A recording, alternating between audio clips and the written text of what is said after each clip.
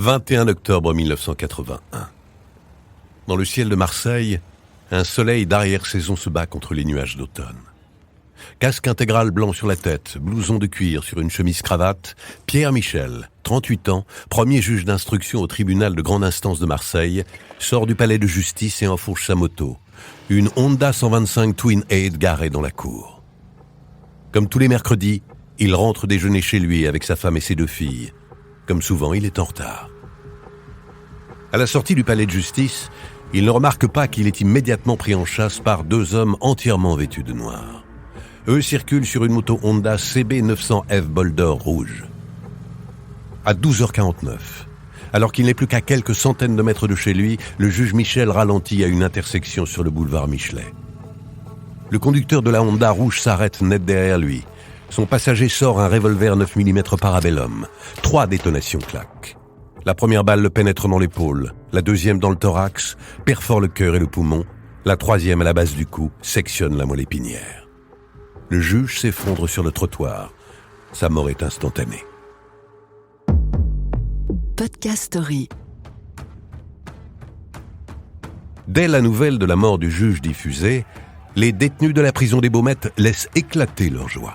Applaudissements dans la cour de promenade, bruit contre les barreaux des cellules, cris de joie dans les coursives. Dans les bars marseillais où ses ennemis se comptent par centaines, les truands jubilent aussi. Ils sablent le champagne jusqu'au petit matin. Avec des méthodes inédites, le juge Michel, que la presse appelle le justicier ou le cow-boy, avait déclaré une guerre totale au milieu marseillais et à son chef tout-puissant, le parrain Gaëtan Zampa, dit Tani Zampa. D'origine napolitaine, ce voyou à la belle gueule, que l'on surnommait l'empereur de la nuit, régnait avec une violence extrême sur Marseille depuis 20 ans. Le juge Michel connaissait les risques qu'il courait, et il les acceptait avec fatalisme.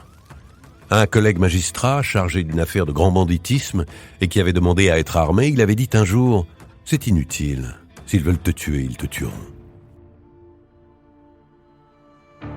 Toujours en première ligne aux côtés des policiers, le juge Michel réalise lui-même certaines filatures et procède en personne à des arrestations. Dans son face-à-face contre Gaëtan Zampa et son clan, le juge Michel va jusqu'à placer en détention les compagnes de certains trafiquants, estimant qu'elles sont des maillons du trafic de drogue. Il envoie même une femme enceinte de 8 mois à la prison des Baumettes, une première en France très mal vécue par le milieu marseillais. Et même si elles sont très limites, les méthodes du magistrat atypique payent. Au cours de ses 7 années comme juge du grand banditisme, il envoie plus de 70 trafiquants d'héroïne derrière les barreaux, des Marseillais de la French Connection comme des Italiens de la mafia sicilienne. Il démantèle aussi 7 laboratoires de blanches. Des méthodes et des résultats stoppés net le 21 octobre 1980 à 12h49 par les tirs de 3 balles de 11,43. L'assassinat du juge Michel provoque une onde de choc à travers toute la France. C'est dans une atmosphère de sidération, de colère et d'émotion que l'enquête sur l'exécution du magistrat débute. Tous les services de police judiciaire de Marseille sont sur le pied de guerre sous l'autorité du jeune juge d'instruction Patrick Guérin, ami et collègue du juge Michel. Le juge Guérin commence par privilégier une première piste, celle de Gaëtan Zampa. En effet, 2 jours avant son exécution, le juge Michel avait enfin prévu d'auditionner un voyou très lié au parrain marseillais. Recherche de témoignages, sollicitation des indices, écoute, filature. Les moyens déployés par la PJ marseillaise ne donnent pourtant rien. La loi du silence entourant Zampa ne se fissure pas. En parallèle à la piste Zampa, grâce à un témoin qui a relevé en partie son numéro d'immatriculation, la moto CB 900F Boulder rouge des assassins est retrouvée sur le parking d'un immeuble de l'avenue Clobet, près du parc Borelli. Les enquêteurs établissent qu'elle a été volée 1 an auparavant, vraisemblablement par une équipe spécialisée dans le vol et le recel de motos. Les services de la police technique et scientifique se mettent à la recherche d'indices.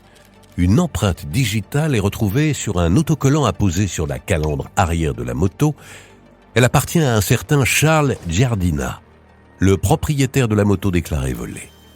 La surveillance de ce mécanicien dans un garage aux activités louches permet de remonter à 2 de ses relations.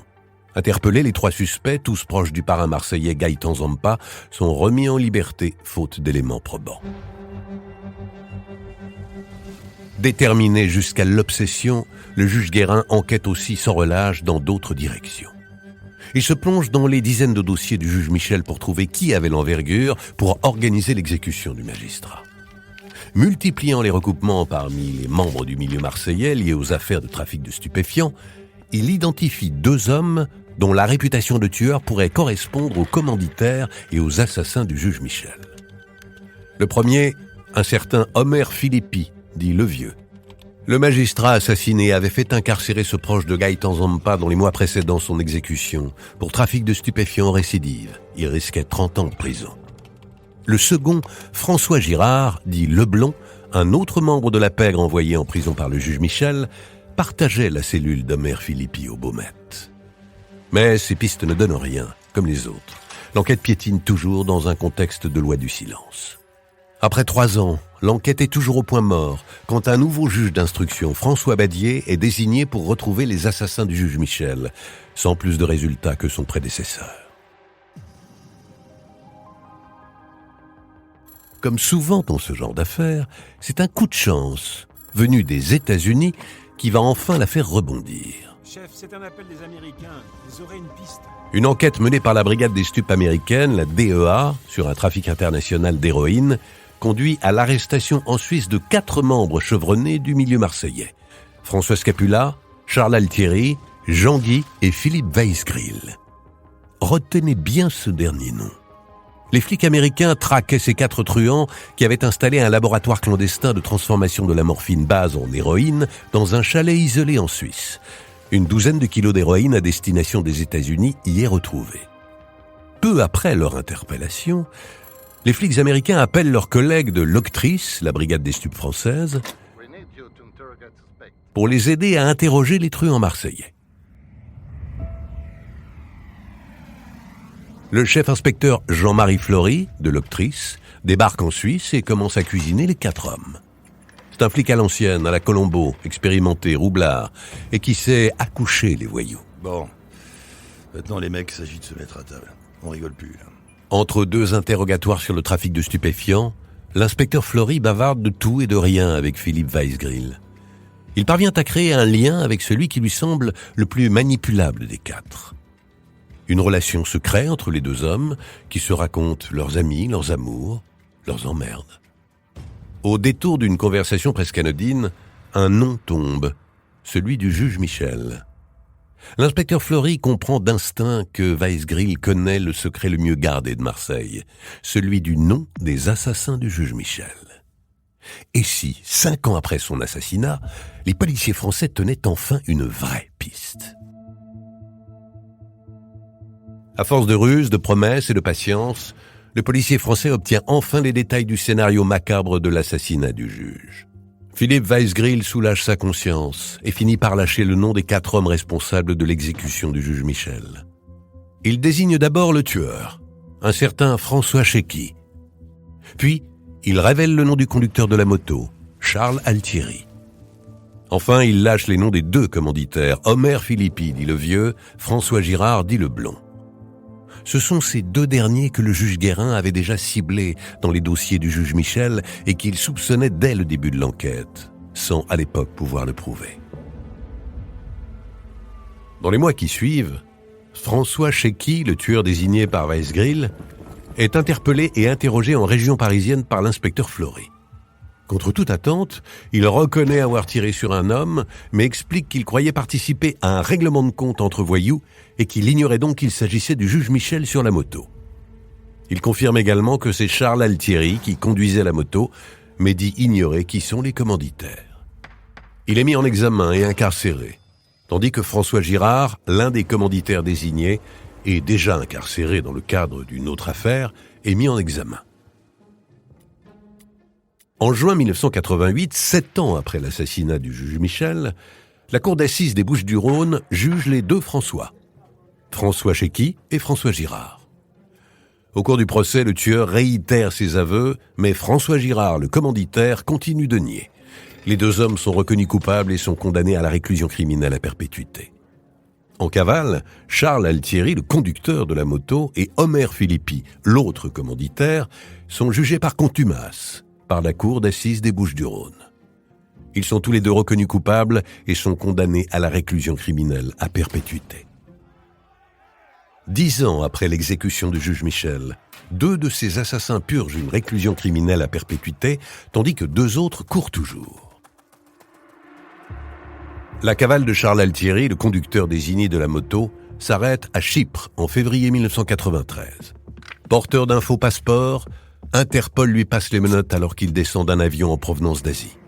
Extradé vers la France, il est rejugé par la cour d'assises des Bouches-du-Rhône en janvier 1994. Et il est de nouveau condamné à la réclusion criminelle à perpétuité. Le 4e homme, Omer Philippi, manque toujours à l'appel. Condamnés à perpétuité, les assassins du juge Michel sont libérés après une quinzaine d'années de réclusion.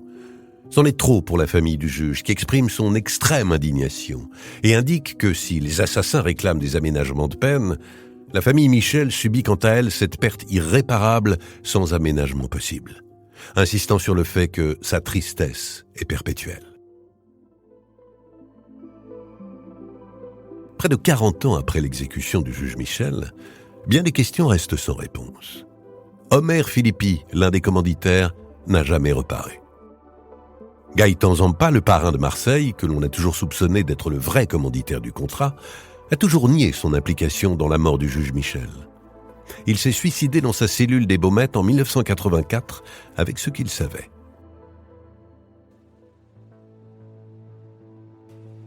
Le juge Michel repose aujourd'hui au cimetière de l'Est à Metz, dans le caveau familial.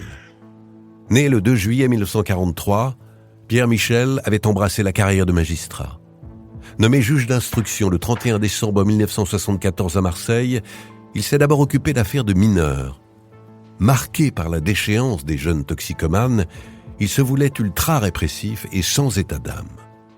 Dans un engagement personnel et total, il a fait de la lutte implacable contre les marchands de mort une croisade personnelle jusqu'au sacrifice de sa vie. La ville de Metz a donné son nom à une rue située tout à côté du palais de justice. Une salle d'audience à Marseille porte aussi son nom. La promotion 1981-1982 de l'École nationale de la magistrature lui a rendu hommage en prenant le nom de juge Michel. Le juge Pierre Michel reste avec le juge François Renaud, exécuté en 1975 à Lyon, les 2 seuls juges d'instruction assassinés en France depuis la Libération. Podcast Story. On a tous une histoire à écouter. Ne manquez aucun épisode de Podcast Story. Abonnez-vous et mettez 5 étoiles sur Podcast Addict, Amazon Music ou Spotify.